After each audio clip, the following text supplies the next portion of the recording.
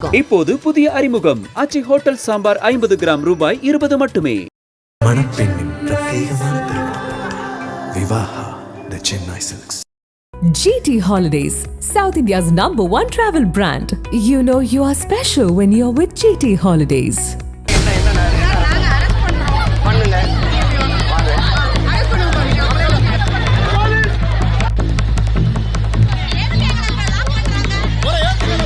தமிழ்நாடு மாநில ஊரக நகர்ப்புற வாழ்வாதார இயக்கம் அனைத்து பணியாளர்கள் நலச்சங்கம் சார்பில் 10வது நாளாக தொடர் போராட்டம் நடைபெற்று வருகிறது. இந்த போராட்டத்தில் பணி பாதுகாப்பு, ஊதிய உயர்வு உள்ளிட்ட கோரிக்கைகளை வலியுறுத்தி சென்னை வள்ளுவர் கோட்டம் பகுதியில் போராட்டம் நடைபெற்று வந்தது. இந்த நிலையில் போராட்டத்தில் ஈடுபட்டவர்களை போலீசார் அதிரடியாக கைது செய்தனர். அப்போது நாம் தமிழர் கட்சியின் தலைமை ஒருங்கிணைப்பாளர் சீமான் போராட்டக்காரர்களை நேரில் சந்தித்து ஆதரவு தெரிவிக்க வள்ளுவர் கோட்டம் வந்திருந்தார். ஆனால் அங்கிருந்த போலீசார் தற்போது கைது நடவடிக்கை நடப்பதால் தலைவர்கள் அவர்களை சந்திக்க முடியாது என கூறி சீமானுக்கு அனுமதி மறுத்தனர்.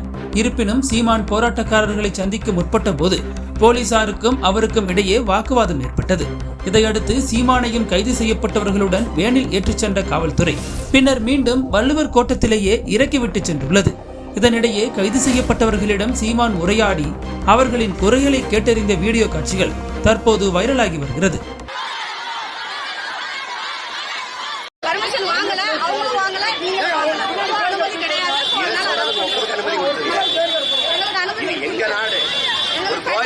கோரிக்கை வச்சு போராடுறதுக்கு அனுமதி தராம என்ன என்ன என்ன பண்ணுங்க.